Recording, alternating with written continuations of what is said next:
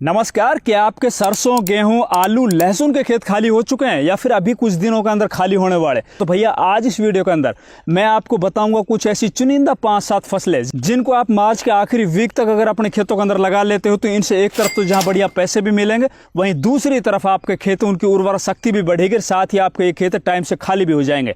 तो नमस्कार, मैं इंद्रपाल यादव। तो दोस्तों देखिए, जैसे ही आपके सरसों, गेहूं, आलू, लहसुन के खेत खाली हुए या फिर आगे चलकर खाली होने वाले, तो इनके अंदर आपको दो तरह की फसलें लगानी है। एक तरफ तो अगर आपको ज्यादा मेहनत नहीं करनी, ज्यादा मंडी की भागदौड़ आपके बस की नहीं है, आप ऐसी फसल की तलाश में जिनको भाई एक बार बो दें और 50, 60, 70 दिन के अंदर वो फसल हमारी एक बार में पक कर तैयार हो जाए, उनकी कटाई करके और अपन बाजार में बेच दें। दूसरी तरफ कुछ ऐसी फसलें बताऊंगा जिनकी बुआई अगर आप अभी इस मार्च के महीने में करते हो तो उनसे आप हार्वेस्टिंग लगभग आप 40, 45 से 50 दिन के बाद स्टार्ट करोगे और वो फसलें आपकी लंबे टाइम तक चलती जाएगी।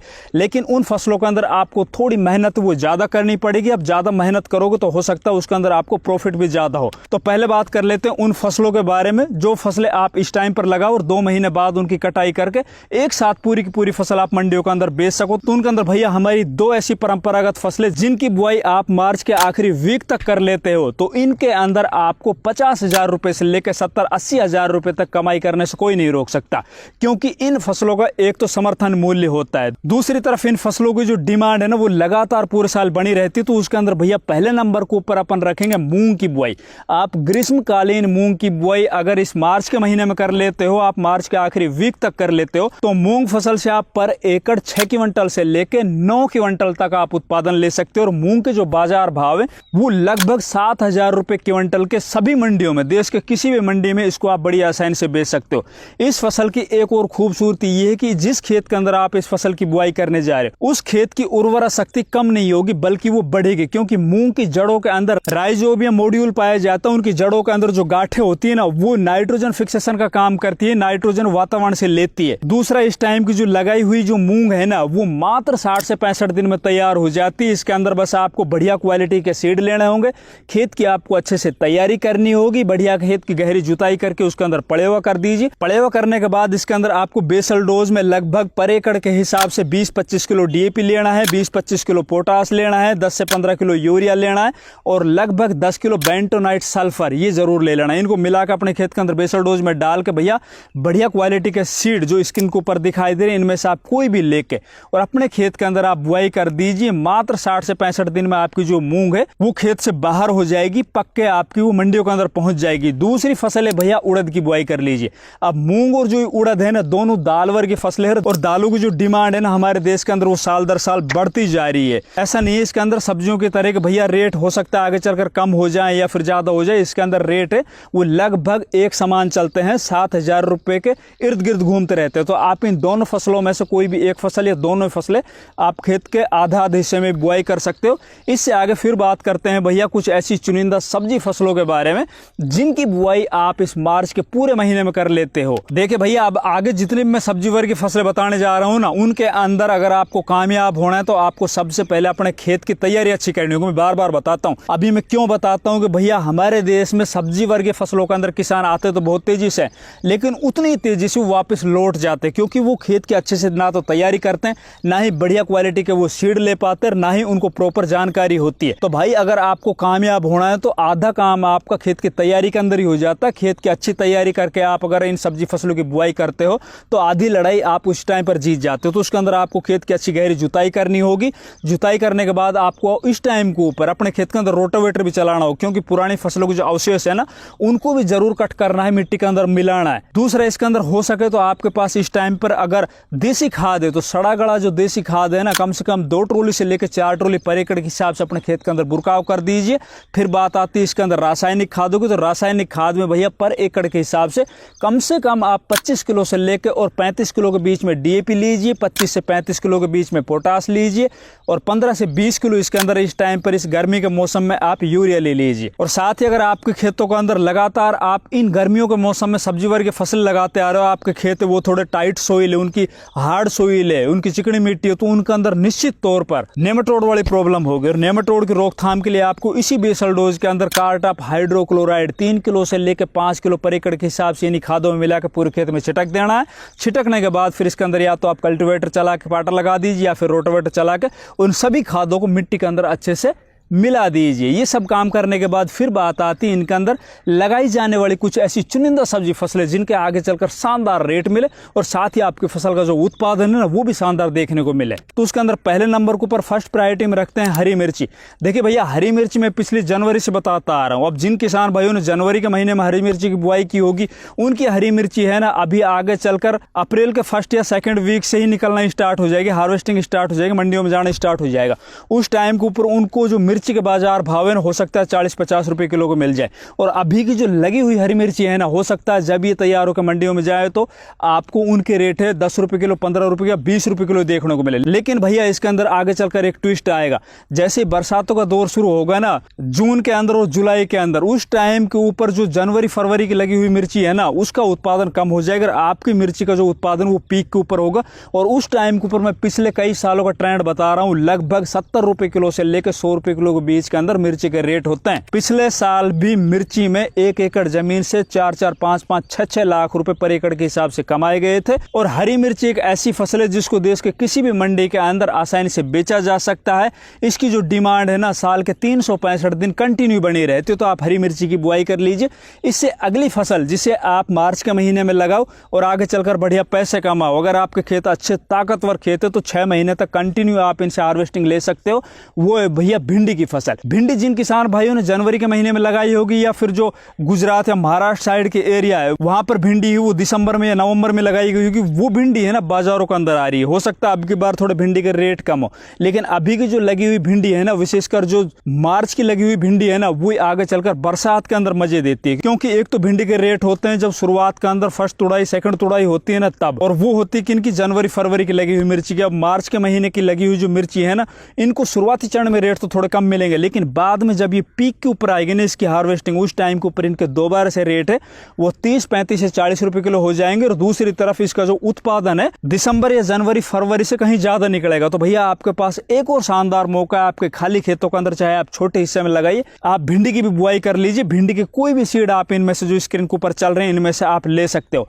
इससे अगली एक और बेहतरीन सब्जी फसल है भैया, आप जितना जल्दी हो सके, बल्कि मेरा मानना है आप 20-25 मार्च से पहले अपने खेतों के अंदर करेले की बुआई कर दीजिए। देखो भैया करेला है ना इस टाइम के ऊपर आप मंडियों के अंदर जाके देखोगे तो हो सकता है करेला सबसे महंगा आपको मिले मंडियों के अंदर। और ये जो रेट है ना ऐसा नहीं कि इस टाइम के ऊपर जो आप करेले की बुआई करोगे वो आगे चलकर मिल जाएगा। हो सकता है शुरुआती चरण में आपको करेले के रेट 15-20 रुपए किलो देखने को मिले, लेकिन ये फसल है ना बहुत लंबे टाइम तक चलती है और इनके जो रेट है ना वो 10-15 रुपए किलो से स्टार्ट होकर आगे चलकर हो सकता है वो 30-40 रुपए किलो मिल जाए। और दूसरी तरफ इस टाइम के ऊपर जो आप करेले की बुआई कर रहे हो ना इसके अंदर खर्च ज्यादा नहीं आते, इसको आप नीचे लगाइए। इसके अंदर एक बेड से दूसरे बेड की दूरी आप 4 से 5 फीट रखिए। एक साइड में करेले के बीज की बुआई कीजिए, दूसरे साइड में आप प्याज की बुआई कर लीजिए। प्याज आप हरी के अंदर बेच दीजिए। अगर हरी के अंदर रेट आपको सही नहीं मिल रहे हैं तो आप उनको पका लीजिए, लाल कर लीजिए। इंटरक्रॉपिंग के अंदर सबसे बढ़िया अगर कोई फसल है ना इस टाइम के ऊपर प्याज के साथ तो भैया वो है करेला।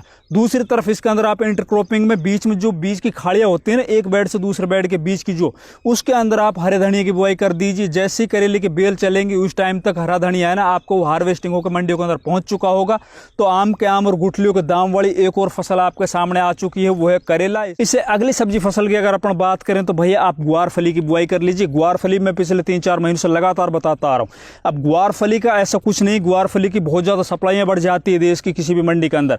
ग्वार फली को बहुत कम क्षेत्रफल के अंदर लगाया जाता है हमारे देश के अंदर, और ग्वार फली की जो डिमांड है ना वो भाई हर मंडियों के अंदर लगातार बढ़ती जाती है साल दर साल।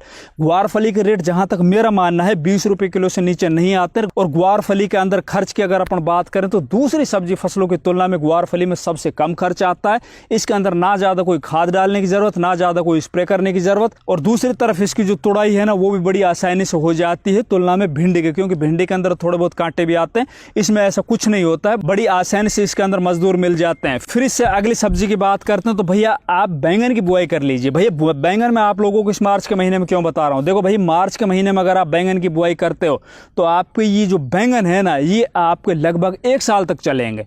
और जब इस टाइम के लगे हुए बैंगन आपके मंडियों में जाएंगे उस टाइम पर हो सकता है आपको 20 रुपए किलो का रेट मिले, लेकिन भाई जब ये पीक के ऊपर होंगे ना उस टाइम पर बरसातें स्टार्ट हो चुकी होंगी। जून और जुलाई के महीने के अंदर बैंगन है ना वो मंडियों के अंदर खत्म हो जाते हैं, क्योंकि इस फसल के अंदर लगने वाली 2 सबसे खतरनाक बीमारी सूट बोरर और फ्रूट बोरर, जिसके अंदर तना भेदक इल्ली आती है और फल भेदक इल्ली आती है ना, उसको अगर आपने कंट्रोल कर लिया बढ़िया क्वालिटी के इंसेक्टिसाइड यूज करके तो भाई लाखों रुपए पर एकड़ के हिसाब से आपको बैंगन से कमाने से कोई नहीं रोक सकता।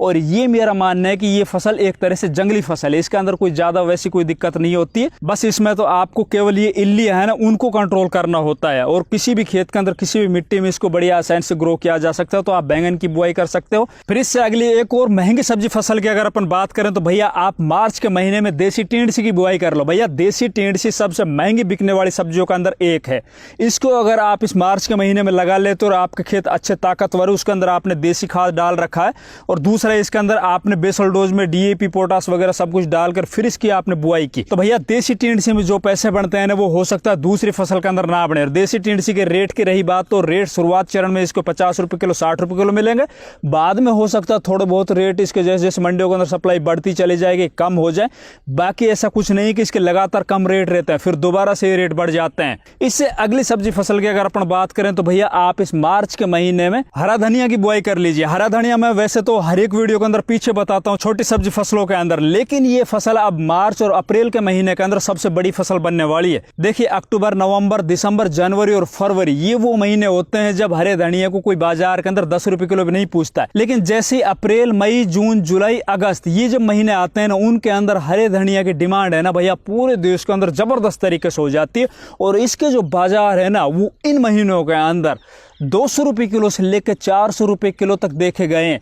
तो आपके पास एक शानदार मौका है, खेत खाली होते ही आप जितना जल्दी हो सके आप हरे धनिया की बुआई कर लीजिए, क्योंकि आगे चलकर जैसे जैसे टेम्परेचर बढ़ता चला जाएगा वैसे वैसे इसके जर्मिनेशन वाली प्रॉब्लम है ना वो आपको देखने को मिलेगी। जहाँ पे आप 10 किलो बीज डालोगे तो हो सकता है आगे चलकर आपको 5 किलो बीज ही जर्मिनेट हो, बाकी इस टाइम के ऊपर अगर आप 10 किलो बीज डालते हो तो आपको 10 किलो बीज ही जर्मिनेट होते हुए दिखाई देंगे। तो आप जल्दी से जल्दी हरे धनिया की बुआई कर लीजिए। इससे अगली सब्जी फसल की बात करें तो भैया इस टाइम के ऊपर आप तोरी गिलकी की बुआई कर लीजिए। देखिए तोरी होती है देसी तोरी जिसके अंदर लाइनिंग बनी होती है, धारियां होती है, और गिलकी होती है भैया चिकनी वाली। अब इनकी दोनों की डिमांड है ना मंडियों के अंदर बराबर बनी रहती है। बहुत सी जगह पर गिलकी को ज्यादा खाया जाता है, बहुत सी जगह पर देसी तोरी को बहुत ज्यादा खाया जाता है।